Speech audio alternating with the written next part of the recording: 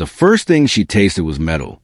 It flooded her mouth in a hot rush, sharp and unmistakable, as her head snapped back and her boots skidded across the polished concrete. The corridor lights blurred into a white smear above her, buzzing faintly, like insects circling a wound. For half a second, she didn't understand what had happened. Then the pain arrived, late, brutal, exploding through her jaw and up into her skull. "Get out of here, you little brat." The words followed the impact, not before it. That detail lodged itself somewhere deep in her mind, even as she fought to stay upright. She pressed her tongue against her teeth and felt the sickening absence where one should have been. Another shifted under her touch. Broken. Loose. Blood spilled down her chin and splattered onto her green t-shirt. The hallway had gone completely silent.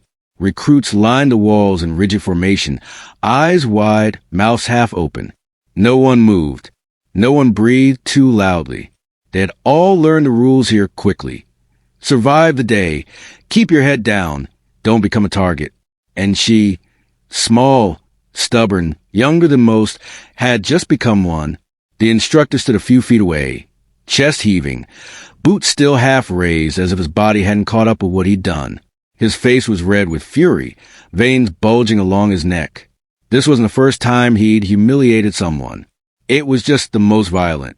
She wiped her mouth with the back of her hand and stared at the blood smeared across her skin. Her vision swam, but she forced herself to straighten. Falling would mean giving him exactly what he wanted. She planted her boots, squared her shoulders, and lifted her chin, even as pain screamed through her jaw. Somewhere inside her chest, something hardened.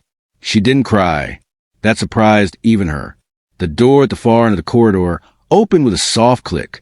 It was so quiet that at first no one reacted. But then the instructor's eyes flicked toward the sound, and his expression shifted. Not to fear, not yet, but irritation. The way a man looks at an interruption he believes he can crush just as easily. The man who stepped inside didn't rush. He didn't shout. He didn't even raise his voice.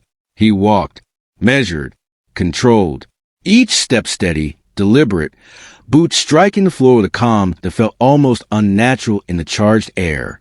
He wore civilian clothes, but nothing about him was casual. Broad shoulders filled the doorway. His posture was relaxed in the way only dangerous people ever truly are. A Navy SEAL. Most of the recruits recognized it instantly, though no one could explain how. It was in the eyes, alert, calculating, missing nothing. It was in the stillness, the complete absence of wasted movement. His gaze swept the hallway once. The blood, the girl standing rigid against the wall, the instructor's clenched fists. "Is there a problem here?" he asked. His voice was low, even, carrying easily without effort. It wasn't loud, but it cut through the space like a blade. The instructor scoffed. "This doesn't concern you." The SEAL's eyes settled on him fully now. The room seemed to shrink. "I disagree." The instructor laughed, sharp and dismissive. She mouthed off, "Needs to learn respect." The SEAL looked past him, directly at the girl. Their eyes met. In his, she didn't see pity. She didn't see shock. She saw assessment, and something else. Recognition. "How many teeth?" he asked quietly. She swallowed, winced, and answered anyway. "2, maybe 3. The recruits collectively held their breath. The SEAL nodded once. Then he turned back to the instructor. "That's assault." The instructor stepped forward, bristling. "You don't know who you're talking to." The SEAL tilted his head slightly, considering that. "I know exactly who I'm talking to." The tension thickened until it felt like it might snap the air itself. The instructor took another step, chest puffed, authority dripping from every movement. He was used to fear, used to people backing down. The SEAL didn't move. What happened next wasn't loud. It wasn't dramatic. It was fast. One moment the instructor was sneering. The next he was on the floor, breath ripped from his lungs, face pressed against the concrete. The SEAL's knee pinned him down with precise pressure, not enough to cripple, more than enough to control. His hand twisted the man's wrist just so, forcing a sharp gasp of pain. "Training ends where abuse begins," the SEAL said calmly. "And you cross that line."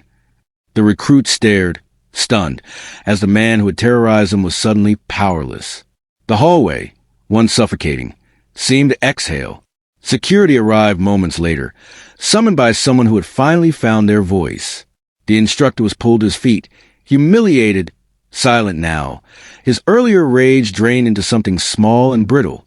He didn't look at the girl as he was escorted away. The SEAL released him and turned back to her.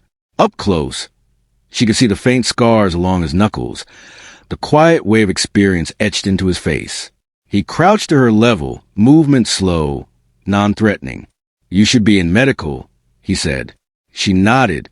"I know, but you stayed on your feet," he added. She hesitated, then said, "I wasn't going to give him that." A corner of his mouth twitched. Not quite a smile. "Good." As they walked down the corridor together, the recruits parted instinctively, eyes following her now with something different, respect. She felt the ache in her jaw with every step, the throbbing reminder of what had been taken from her. But beneath it was something stronger. She hadn't broken. In the infirmary, the medic clucked softly at the damage, shaking his head as he worked. Ice, gauze, reassurances that dental surgeons could fix what violence had tried to erase. She listened, but her attention drifted. The SEAL stood near the door, arms crossed, waiting. "Why did you step in?" she asked finally. He didn't answer right away. When he did, his voice was quieter than before. "Because someone should have done it sooner." She nodded, accepting that. When he left, he paused. "This place will test you," he said. "Not everyone deserves to be here. But some people," he looked at her steadily, "some people belong." After he was gone, she sat alone for a moment, fingers brushing the bandage at her mouth. The pain was still there. So was the memory. But so was something else now. Resolve. Weeks later, the hallway felt different. The instructor never returned. Word spread, quietly but quickly. Abuse no longer hid behind authorities so easily. Recruits trained harder, watched closer.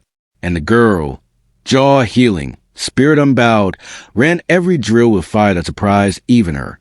She carried the lesson with her. Not all fights are fair. Not all power is loud.